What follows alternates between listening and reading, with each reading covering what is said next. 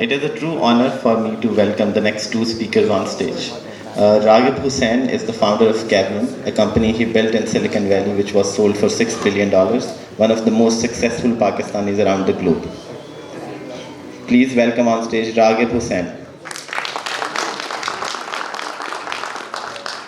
And because we do fireside chats, we try to keep these conversations casual and insightful. We have a very dear friend of Raghib and someone who worked for 12 years at Cavium, Amer Haider, the founder of Doctella, joining us to host this session. Thank you so much, Amer. All right, how's everybody?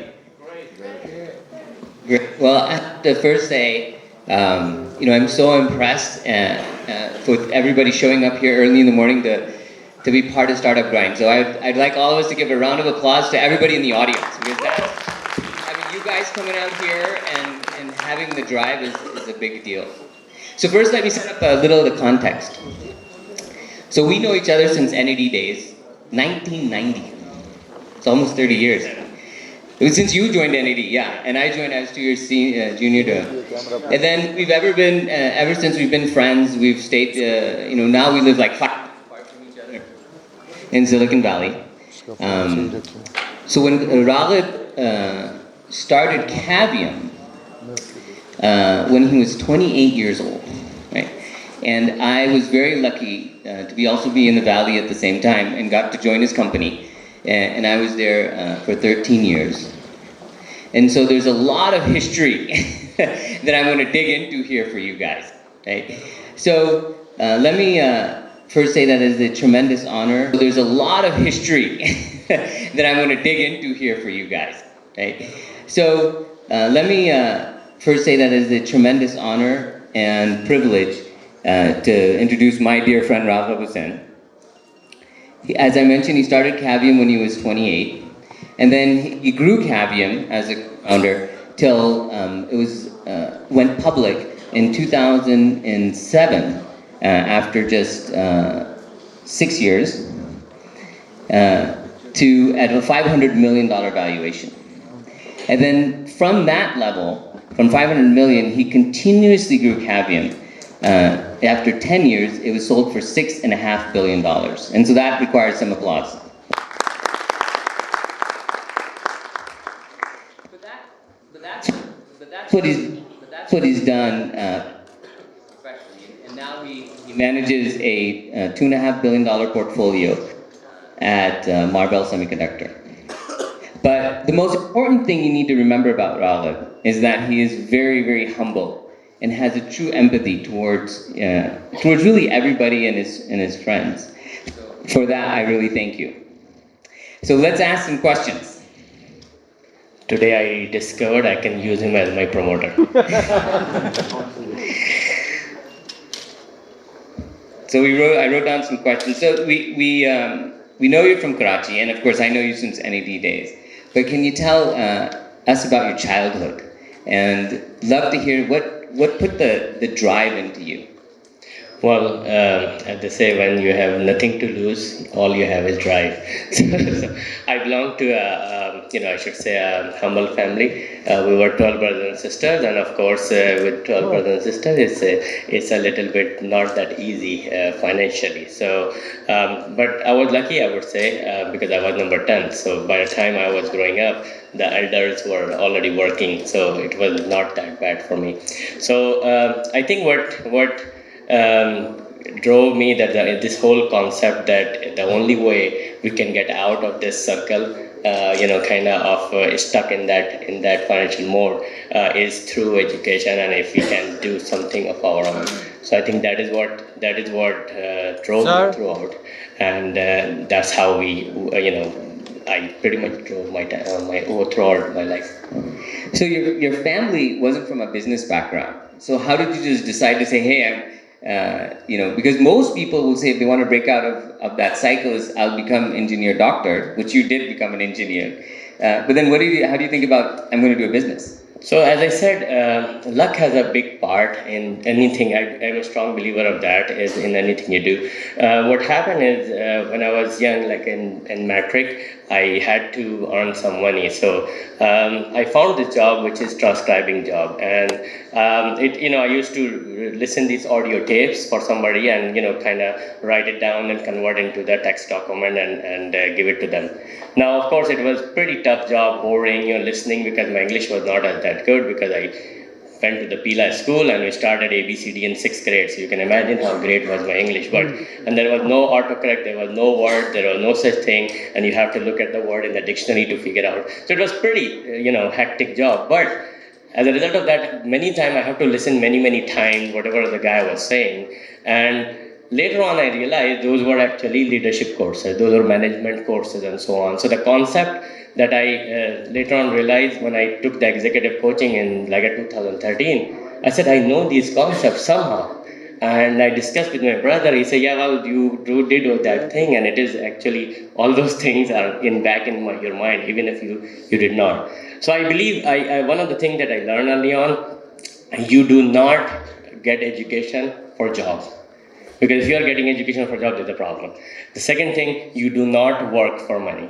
So these are the known concepts in this thing, in the financial education, and I think that was stuck in my mind. If I want to break through the glass ceilings, I have to do business, and that's why I decided to do that. So we're talking about learning. You and I went to NED together. What are some of the big lessons you got of NED? Not from your courses, but about. Well, I didn't really attend class in NED, as you know, so I can't talk about courses. But I believe NED was, for me, is more of a life changer.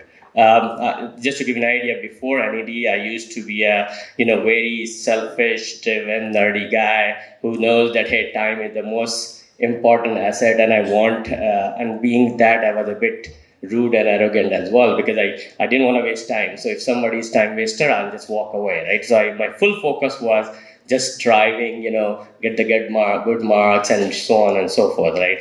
But in NED, actually, NED is a completely different culture. I remember when the first day when I joined, there was an event by, a PSF, Progressive. And there was a guy over there sitting right here, actually. He gave a completely different concept of what is this world about. He gave the concept of purpose, right?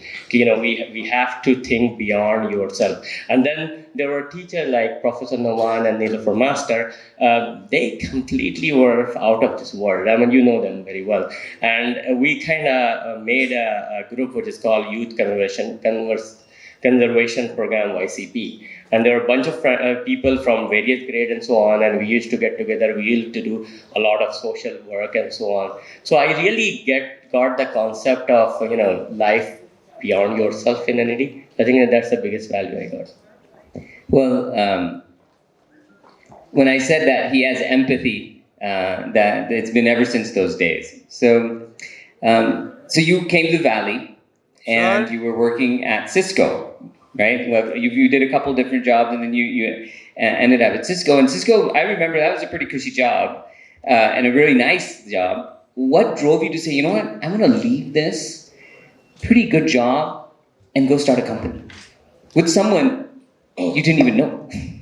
Yeah, so another concept which I learned early on, that really you should do what you enjoy. And if you're not enjoying, you quit the job. You do not want to do. And what I was learning, as you grow in this big corporation, there are so many things in that culture and politics and so on. And why I did not want to deal with all those sort of a thing. And then I wanted to do my own business. I had this thought I should do. So I would say, yeah, it's a tough decision. It's a tough decision to quit a good job, which I did. And in fact, I was, for 6 months, I was without a job, and I was getting to the point where I was about to give up, sort of a thing. But it gets bad before it gets better. So in reality, I thought one thing, that hey, if I have capability for which somebody is willing to pay hundreds of $1,000s, that capability is not going anywhere. So why don't I go and give it a try, work for myself? If it didn't work, I can always get a job anyway. So a bunch of my friends came and said, hey, you're giving up such a good position. Why would you people, will die to get this position? And I said, if I have to worry about that, then I have a problem to begin with even right now. that because it means I do not feel if I deserve that job, which means I will lose that job anyway. So why should I even worry about it? So that's what the concept of what I always drove me is a concept of bottom line. And because my bottom line was zero anyway, so it doesn't matter. You can't go below that. Well, you started Cavium. I was really lucky to join. I was one of the first folks to jump on ship with Raghib. And, if we look back on the journey, right, it's been 18, 19 years now since you started it. What are the things in hindsight that really you feel made Cavium Cavium? So I would say various things. So first of all, I think what we had Cavium, and you're well aware of it, we had more of a passion of doing something, not just for money, but really creating value. And really creating value for the customer and sort of create a win-win situation. I mean, if you know, we fought right from the beginning against big companies like Intel and Broadcom, right? But what made us unique, I would say, first of all, we built a team which was what I call the A-class team, who were committed to making a difference and making a value, right from the front. They did not have this concept of work-life balance because these were not two things for them. For them, it's the same thing. Your work is your life and your life is your work. And they were willing to give it all for this passion. I still remember in early days, when I, as a founder, of course, was working 18, 20 hours. But I was amazed days if I show up at work at 3 a.m. because I'm unable to sleep because some thought of algorithm is coming in my mind and I just want to go and code it. And I'm showing up, there are 20 people sitting in the office. And then, what are you guys doing? And then they are asking, what are you doing? so it's more of it's a very good team. So and when you build A-class team, they will always have the next level, as you know, again, A-class. They will not have people who will not be the similar culture. So we build that culture. We build a culture of being humble, not being arrogant. We work closely with the customer, we listen to the customer, but we always look beyond because in our industry, you have to look for 7 years ahead what is needed, right? Because customer is asking for a product, it's already too late. You cannot address that problem. So you have to really understand what would they need. So understanding technology and market and customer issues, what would they need in let's say 5 to 7 years, and this is what we built. And at times what we built, people laughed at it, what were you building? But because we had such a good relationship and understanding in the future, 5 years later, it was proven we were right. And many such examples, not just one, but 3, 4 such examples. And I think that is what made a huge difference because we were able to bring the product which even the big giants were not able to produce. And then the third thing which we did is the concept of good enough. So just solve the problem. Do not try to do chest beating that, hey, I want to build the biggest and baddest, because it doesn't matter. Just solve customer problem and it will be okay. So those were the things. And of course, I mentioned about hard work. The whole team was doing really hard work. So one thing you were at Cavium, and I'd love for you to tell all our friends here. You started working with Sayyid Ali, who you didn't know before starting Cavium. You just seldom knew him, and then of course you started a company with him, and you are working now 18 hours a day with this person. What advice can you give to folks who are looking to build this A-class team, but it may not be their friend. It may be someone from a different city. How do they come together and actually build this amazing product? So again, I would say a part of luck is always there. So I am a true believer of that. But what happened is I did not know Syed before starting Cavium, as you are very well aware, right? And I was going and pitching my ideas and so on, and he was doing his own thing in parallel. And this VC friend of mine, which is actually a Pakistani guy, he knew both of us and he connected us. So then we started sitting together, spending a lot of time, as I said, 12, 15, 16 hours. We were just sitting, just two of us in a room, every day for weeks and months, right? And we are discussing the ideas, and he had a very good experience, which I did not have on the business side. What did I know? I say 28 years old engineer, only a few years experience in US, right? So I did not know anything about business, but he was had a lot of semiconductor business background. So he kind of was able to help out, how would we position and define and so on, right? And then you have to judge a human being, okay, can I build a trust relationship with this person or not? Through that experience of few weeks, we kind of both felt that we can trust each other. And I have tremendous respect for him because I have learned a lot from him on the business side.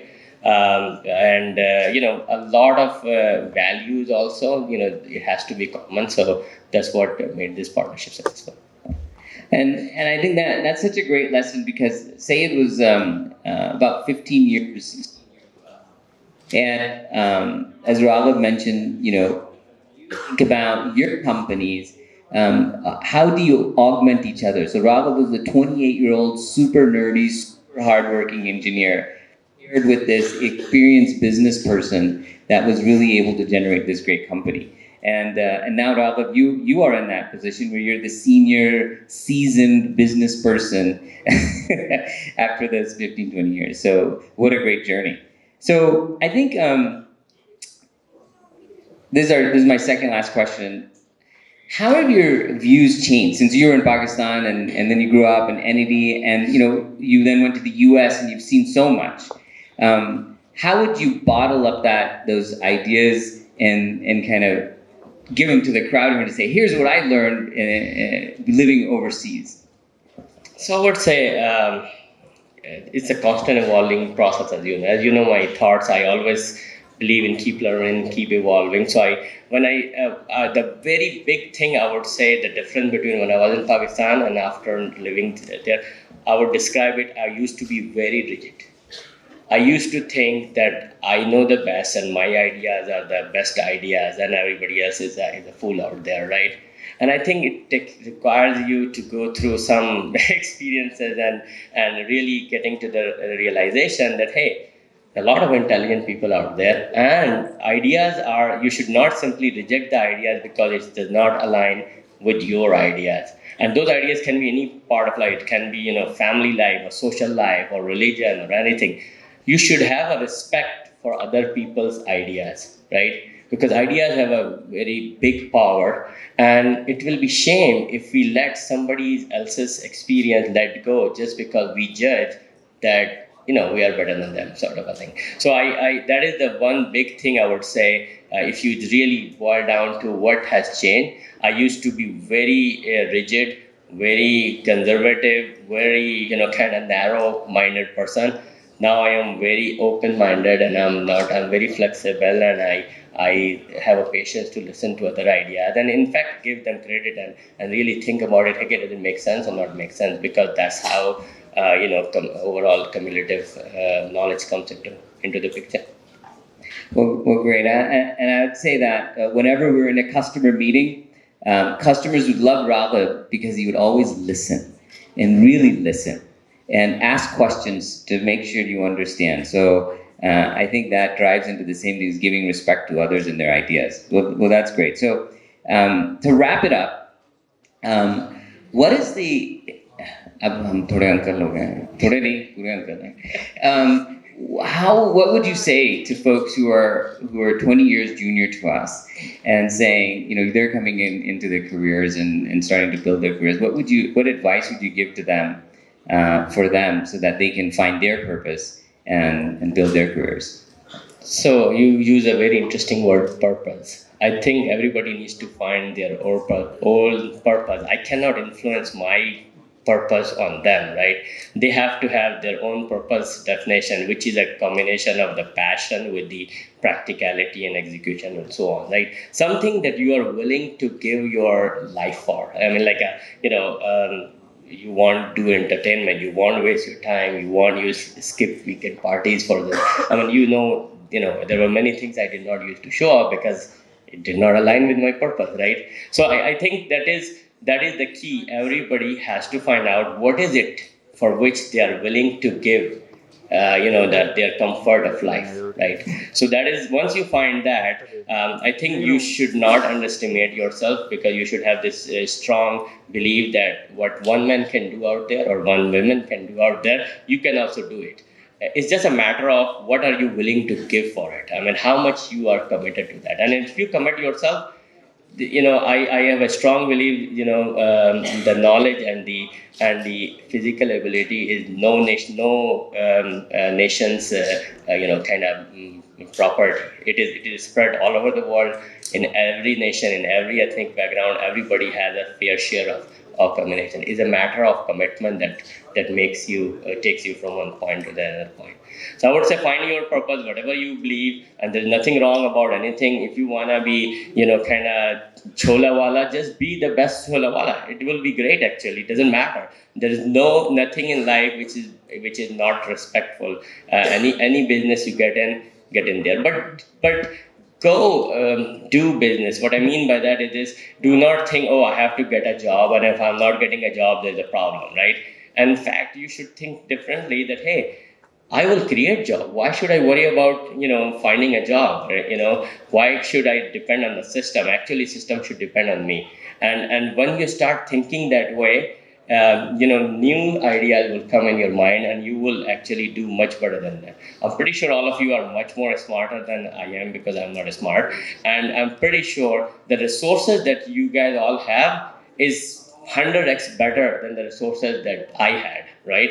So the probability, if you go pure math model, the probability of your success is much higher than probability of my success. So if I can do, I'm pretty sure all of you can do. So that's really my suggestion. Let's give a big hand. Thank you.